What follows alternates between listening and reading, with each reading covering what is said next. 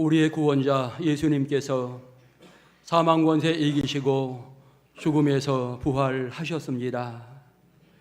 예수님의 부활은 모든 사람에게 기쁨이요 축복의 사건입니다.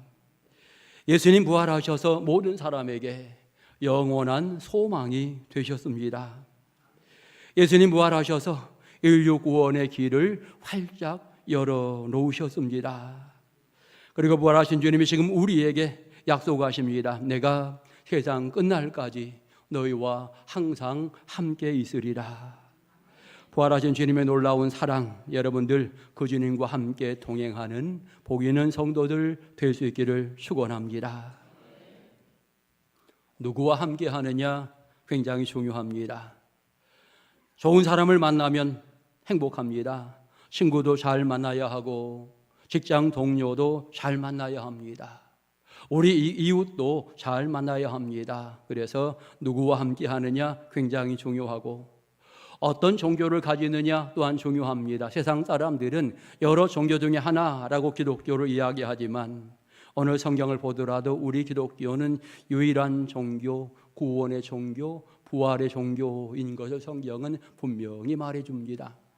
결국 예수 그리스도를 통해서만 영원한 천국에 들어갈 수 있는 이 길이 여기에 있기에 우리 개신교회 성도들은 유일하게 구원의 길이 예수께만 있습니다. 이와 같이 설명하게 되는 것입니다. 여러분, 어느 교회 출석하느냐도 또한 중요한 부분입니다. 은혜로운 교회가 있다면 또 그렇지 못한 교회도 있기 때문입니다. 여러분, 옥천 동성교회에서 신앙생활 하시는 것 감사하며 믿음생활 잘 진행해 나가시기를 축원합니다. 옥천 지역에서 108년의 역사를 가진 이읍내에서 가장 오래된 역사를 지닌 교회입니다. 어찌 보면 가장 은혜롭고 행복한 교회라고 하는 이와 같은 의미도 있지만 또 다른 측면에 거기에 사명을 감당해야 되는 이와 같은 의미도 담겨져 있습니다. 잘 감당해야만 나이값이 인정받는 이와 같은 모습이 될 것인데, 아무튼 여러분 동성교회 성도로 신앙생활을 하는 것 기쁩니다. 감사하면서 영광 돌리는 복 있는 성도들 될 수 있기를 축원합니다. 신앙생활을 한다라고 하는 것은 살아계신 하나님을 믿는 것을 이야기합니다. 예수님이 십자가의 죽으심을 믿고 예수님이 부활하심을 믿고 더 나아가 그분을 통해서 우리가 영원한 천국에 들어간다라고 하는 사실을 믿는 것, 이것이 아름다운 신앙의 생활인 것입니다. 성경에 수많은 내용들이 기록되어 있습니다. 이 내용 하나하나 내가 하나님 귀한 말씀으로 받아들이면서 따라가기로 결심하며 신앙을 진행해 나가는 것을 우리는 예수 믿는다 이렇게 표현을 하고 있는 것입니다. 잠시 후에 세례식을 거행하게 될 텐데 어떤 사람이 세례를 받을 수 있겠는가? 예수를 믿는 사람이 세례 받는 거죠. 부활의 사건을 믿는 사람. 하나님이 창조주 하나님이십니다 고백하며 그 하나님을 믿는 사람. 더 나아가 옥천 동성교회에서 내가 앞으로 열심히 믿음 생활을 잘 진행해 나가렵니다 마음에 결단하는 사람이 이제 세례를 받게 되는 것입니다. 오늘 여러분 모두가 예수를 믿기에 오늘 여기에 와 있고요. 오늘 부활주의를 맞이하면서 기왕이면 우리는 다시 한번 신앙의 다짐을 해야 되겠는데 성령 충만함으로 무장하여서 내가 쓰임받는 일꾼이 되어야 하겠다. 이런 다짐을 하면서 오늘 말씀에 은혜 받는 복된 시간 될 수 있기를 축원합니다. 오늘 성경 본문의 내용은 여러분 예수님 십자가의 사건으로 말미암아도 제자들이 두려움에 빠지게 됩니다. 믿음 좋았던 제자들의 신앙이 흔들리는 이와 같은 과정이 있게 되어지는데 오늘 그들을 찾아와서 예수님이 뭐라고 말씀하시는가? 오늘 중요하게 한 3가지 정도를 생각해 볼 수 있는 부분이 되겠는데, 가장 첫 번째로 예수님께서 두려움에 떨고 있는 제자들에게 찾아오셔서 이렇게 말씀합니다. 너희에게 평강이 있을지어다 말씀하십니다. 너희에게 평강이 있을지어다. 여러분, 당시의 제자들은 십자가의 죽음을 목격하면서 죽음에 대한 두려움에 휩싸이게 되어집니다. 완악한 종교 지도자들, 군병들의 어떤 막강한 힘이 예수님 십자가에 못 박히게 되었고 결과적으로 자신만만했던 베드로조차도 두려움에 휩싸이는 이와 같은 상황이 되어버립니다. 모든 제자들은 어찌 보면 십자가의 사건을 경험하면서 마음이 흔들립니다. 주님을 잘 따랐던 신앙이 흔들리는 이와 같은 연약함이 보이게 되어집니다. 너무나도 무력하게 돌아가신 예수님을 그들이 목격하면서 절망에 빠지게 되어집니다. 그래도 지금 제자들이 모여서 있는데 한 집에 숨어 있는 듯합니다. 모든 문들을 다 닫고서 그 안에 있는 이와 같은 상황으로 설명이 되어집니다.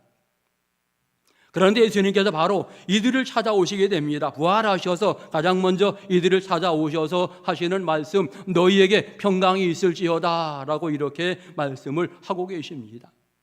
제자들의 상황을 너무나 잘 아시기에, 그들이 지금 얼마나 절망하고 있는지를 아시기 때문에 주님이 가장 먼저 너희에게 평강이 있을지어다 이 말씀을 하시게 되었고, 이 말씀을 듣는 제자들의 상황이 이제 완전히 바뀌어졌다라고 하는 사실을 우리는 깨달을 수가 있게 되어집니다. 너희에게 평강이 있을지어다, 이 한마디로 말미암아서 제자들이 있었던 절망의 자리가 이제는 축복의 자리로 변화된 줄 믿습니다. 근심의 마음이 이제는 예수님 환호하는 이와 같은 마음으로 바뀌어지게 되어집니다. 두려움이 사라지고 자신감이 생기는 이와 같은 모습으로 바뀌어지게 되어지고, 모든 것 다 포기하려고 생각했던 이 제자들에게 다시 시작할 수 있는 새로운 힘, 새로운 마음이 생기게 되었다라고 하는 것입니다. 오늘 여러분은 평안하십니까? 많은 사람들이 이 시대 살아가면서 평안하지 않다라고 하는 말을 하지요. 나라의 현실을 보게 될 때에 정치, 경제, 안보, 문화 모든 분야에 있어서 아직도 왠지 모르게 불안함이 있다. 이 나라 경제에 대해서 많은 사람들은 여러 모양으로 불안한 요소들이 많다라고 생각하면서 불안한 마음을 갖습니다. 남북 관계를 생각할 때마다 이북이 핵을 개발하며 쏘는 이와 같은 과정들을 보면서 마음에 불안함이 생기기도 합니다. 중국이나 일본 강대국들이었던 눈치를 보는 과정 속에서도 우리는 불안한 마음을 가지고 있는 것이 우리의 현실입니다. 그런가 하면 가정적으로도 사실은 이런저런 일로 말미암아 불안함이 생기곤 합니다. 자녀들의 문제로 불안함이 생기고, 경제적인 문제로 불안함이 생기고, 원치 않았던 건강에 이상이 생겨서 불안함 생기는 것이 우리 인생의 모습이고요. 또 생각지 않았던 일들이 갑작스럽게 일어나게 될 때 우리는 그때마다 불안한 이와 같은 생각을 가지게 되는 것입니다. 그래서 결국 수많은 사람들은 불안 속에 세상을 살아가고 있다 이렇게 표현할 만큼 많은 사람들은 불평하며 원망하며 한숨 지으며 세상을 살아가고 있는 이런 현실이다라고 하는 것을 우리는 인정할 수밖에 없는 것입니다. 그런데 중요한 것은 그런 우리를 향하여 부활하신 주님이 다가오셔서 하시는 말씀이지요. 너희에게 평강이 있을지어다. 우리가 불안에 떨고 있는데 그런 우리를 찾아오셔서 너희에게 평강이 있을지어다 라고 이렇게 설명을 하고 있는 것입니다. 결국 생각해 보면 우리의 인생은 평강의 주님을 만나게 될 때에 인생의 문제가 해결되는 줄 믿습니다. 우리 민족의 문제도 마찬가지입니다. 전능하신 하나님이 개입하시게 될 때에 이 민족이 평화로운 민족이 될 수 있습니다. 여러분, 이 민족의 여러 가지 경제 문제들, 더 나아가 세계와의 관계 속에서도 하나님이 지키시면 이 민족은 평안하고 든든할 줄 믿습니다. 때때로 정치인들이 이렇게 말합니다. 이번 4월 10일 선거를 앞두고 있는데 나를 뽑아주면 평안할 겁니다. 행복할 겁니다. 우리 당을 뽑아주면 행복할 겁니다. 다들 그렇게 이야기하면서 지금 선거 유세를 하고 있는데, 여러분 선거 잘 하셔야 됩니다. 정말 이 민족을 잘 섬길 수 있는 일꾼이 누구인가? 헌신적으로 교만하지 않고 잘 섬길 만한 일꾼이 누구인가? 기도하면서 선거를 해야 되고요. 정말 이 민족이 자유대한민국으로 하나님 앞에 든든히 서갈 수 있도록 우리 믿음의 용사들은 더 아름답게 이 민족을 복음화시키는 데 열정을 다하는 이와 같은 모습을 가지면 좋을 것입니다. 분명한 것은 참된 평강은 하늘에서부터 오는 줄 믿습니다. 우리가 찬양하지 않습니까? 평화로다 하늘 위에서 내려오네, 우리가 이렇게 표현하고 있는데 결국 주님이 주셔야만 그 평안이 참된 평안이기에 오늘 두려움에 빠져있는 제자들에게 주님은 말씀하십니다. 너희에게 평강이 있을지어다. 근심한 우리를 향해서 너희에게 평강이 있을지어다. 그 주님의 음성 들으시면서 여러분의 인생 가운데 평화가 넘치시기를 주의 이름으로 축원합니다. 두 번째로 주님 말씀하십니다. 아버지께서 나를 보내신 것 같이 나도 너희를 보내노라 말씀하십니다. 사실 오늘 성경을 자세히 보면 여러분 두 번 반복되는 문장이 있는데 아까 첫 번째 말씀드렸던 너희에게 평강이 있을지어다 이 말씀이 오늘 본문 속에 두 번 등장이 되어지고 있습니다. 왜 이 말씀을 두 번 하실까? 저는 이렇게 생각합니다. 첫 번째, 너에게 평강이 있을지어다 이렇게 말씀하신 이유는 지금 제자들이 불안함 가운데 절망함에 있기 때문에 너희가 먼저 평강을 누려야 된다라고 하는 이와 같은 의미입니다. 너희가 먼저 은혜를 받아야 되고 너희가 먼저 평강을 누려야 되고 너희가 먼저 행복해야 된다. 그래야 너희가 어떤 일들을 감당할 수 있다라고 하는 측면에 우선 너희에게 평강이 있을지어다 이렇게 첫 번째 예수님이 말씀하신 거고요. 그리고 두 번째 또 이 말씀을 하십니다. 너에게 평강이 있을지어다. 이것은 이제는 너희는 평안함을 누렸으니 많은 사람들에게 나아가서 이 평안을 전하는 신앙의 일꾼이 되어라. 이런 측면에 두 번 이 말씀을 하고 계시는 것입니다. 결국 여러분 누가 선교하는가 생각해 보면 주님을 만난 사람이 선교에 앞장서게 되는 거지요. 주님의 참된 평안을 누린 사람이 다른 사람들에게 이 평안을 전할 수 있는 이와 같은 모습이 있게 됩니다. 사랑을 체험한 사람들이 실천하는 이와 같은 모습이 생기게 되는 것입니다. 주님이 우리를 축복하시려고 부르십니다. 수고하고 무거운 짐진 자들아 다 내게로 오라 이렇게 말씀하면서 우리를 부르시고 내가 너희를 쉬게 할 것이다 복의 약속을 하시는 거죠. 그런데 항상 주님은 복의 약속으로 끝나지 않고 그 다음에는 또 새로운 사명을 주는 것을 알 수 있습니다. 여러분 예수님께서 우리를 부르면서 나를 따라오너라 내가 너희로 사람을 낚는 어부가 되게 하리라 이런 말씀도 하시게 되어지지요. 그런 측면에 우리가 더욱더 열심을 다해서 주님의 음성을 듣고 순종해 나가는 이와 같은 모습이 함께 진행이 되어야 하는 것입니다. 여러분 신앙의 성장은요 주님의 부르심을 받고 주님 앞에 나와 엎드리게 될 때에 그의 신앙이 성장합니다. 사명을 받고 그 사명에 헌신할 때에 더욱더 뜨거운 일꾼이 되고 쓰임받는 하나님의 일꾼이 되는 것입니다. 그러기에 우리는 오늘 여기에 모여서 은혜로 무장하고 이제는 세상에 나가서 이 무장한 은혜를 모든 사람들에게 선포하게 될 때에 우리가 더욱더 성숙한 신앙의 사람으로 쓰임받게 되는 것입니다. 적어도 믿음의 사람은요 하나님의 은혜를 받았다면 받은 은혜를 누구에겐가 얘기할 수 있어야 합니다. 자랑할 수 있어야 되는 것입니다.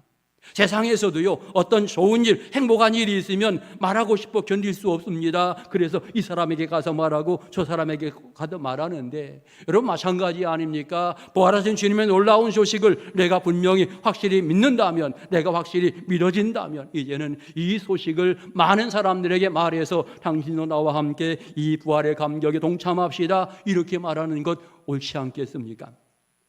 때로 사람들이 그럽니다. 목사님 전도가 어떻게 하는 겁니까? 라고 이야기하는데 여러분 전도는 예수님 부활하셨습니다 이렇게만 전해도 전도가 되는 거예요. 예수 믿으면 구원받습니다 이렇게만 해도 그게 전도의 아름다움입니다. 나는 전도할 줄 몰라요. 교회 한번 가보십시다 이렇게만 말해도 전도가 되는 겁니다. 여러분 신앙생활을 진행해 나가면서 은혜 받은 사람은 반드시 그와 같은 일들을 할 수밖에 없고 거꾸로 생각하면 은혜를 받아야만 전도할 수 있는 겁니다. 내가 쓰임받는다. 주님이 우리를 보내시게 되는데 나도 너희를 보내노라 말씀하시는데 우리가 갈 수 있는 것은 은혜를 받았기 때문에 갈 수 있다라고 하는 것을 분명하게 알아야 하는 것입니다. 주님이 우리를 보내시면서 약속도 하십니다. 내가 세상 끝날까지 너희와 항상 함께 있으리라. 복음 전하러 가는데 주님이 함께 가신다는 거예요. 내가 이 사람 만나게 될 때에 주님이 거기에서 역사하신다 이렇게 말씀하면서 너희가 그 일을 감당해라 염려하지 말고 감당하면 내가 그 모든 일에 열매를 거둔다라고 주님께서 말씀하시는 이와 같은 부분인 것입니다. 그동안도 열심히 전도했던 많은 분들이 있습니다. 하나님의 은혜가 그분들 위해 가득 넘치시기를 바라고, 지금 또다시 주님이 나를 보내시는데 오늘 부활주일을 맞이하면서 우리가 은혜 받는다면 내가 나가서 복음을 전해야 되는 거구나, 이런 신앙의 결단하면서 부활하신 주님과 함께 선교 현장으로 나아가는 복 있는 성도들 다 되시기를 축원합니다. 어느 세 번째로 주님 이렇게 말씀하십니다. 성령을 받으라 말씀하십니다. 사실 여기에 성령을 받으라 이 말씀을 생각해 볼 때 그동안 제자들이 성령 못 받았나, 이와 같은 의미도 있지만 여기에서는 또 다른 성령 충만의 모습을 의미하는 내용으로 이해하면 좋을 것입니다. 우리 사람이 연약해서 하나님의 귀한 자녀로 선정되어서 성령 받았습니다. 그럼에도 불구하고 세상 살아가노라면 이런 일 저런 일 때문에 믿음이 약해집니다. 성령의 은혜가 자꾸 식어지는 이런 모습이 있게 되어집니다. 그래서 오늘 주님은 식어진 이 제자들을 찾아와서 성령 충만함을 받으라, 이와 같은 말씀을 하고 계시는 것입니다. 여러분, 제자들이 왜 숨어 있습니까? 성령 충만하였다면 절대로 숨어 있을 이유가 없습니다. 성령의 은혜가 지금 식어졌기 때문에 숨어 있다라고 하는 거지요. 성령 충만하면 반드시 그는 주의 일을 감당하고 쓰임받는 자리에 간다라고 하는 것 알 수 있습니다.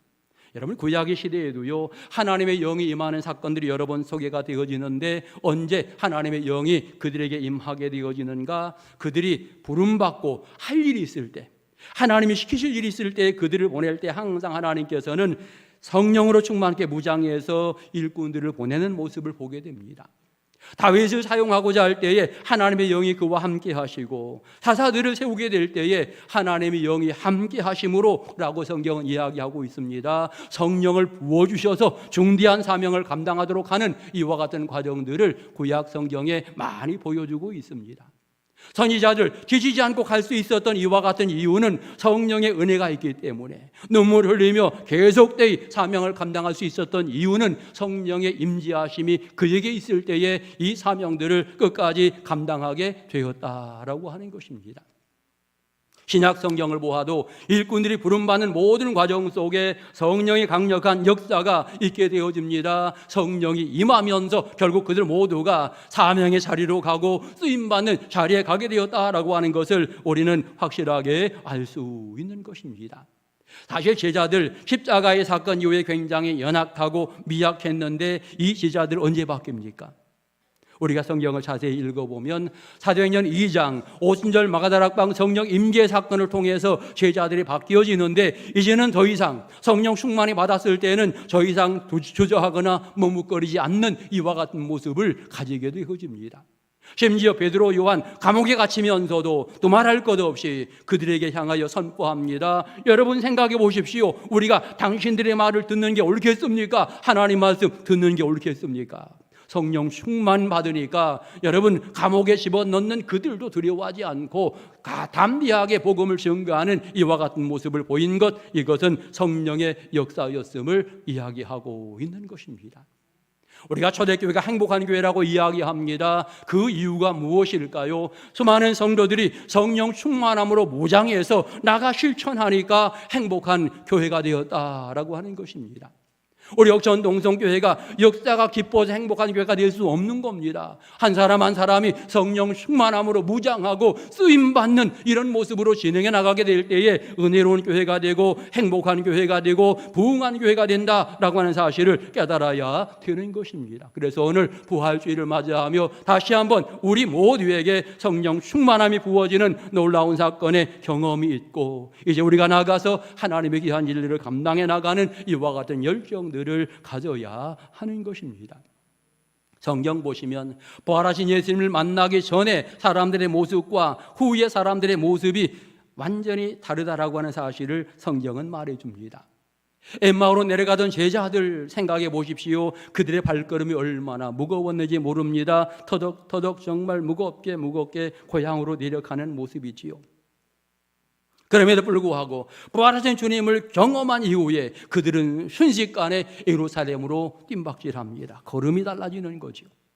무덤을 향하여 가던 여인들, 저 무덤의 문을 누가 열어줄까 걱정하면서 한 걸음 한 걸음 무거운 발걸음을 뛰고 있는데, 부활하신 주님을 딱 만난 이후에는 그들의 발걸음이 빨라졌습니다. 제자들에게 빨리 뛰어가서 이야기합니다. 부활의 사건을 들은 베드로가 빨리 무덤으로 뛰어옵니다. 요한이 빨리 무덤으로 뛰어오는 이와 같은 과정들을 설명합니다.